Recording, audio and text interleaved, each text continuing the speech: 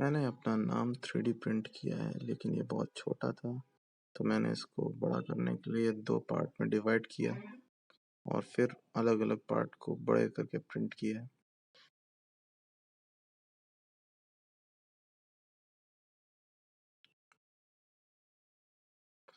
तो ये stands print हो रहे हैं इसके। इस नाम को खड़ा करने के लिए मैंने 2 स्टैंड प्रिंट किए हैं इसके सपोर्ट के लिए।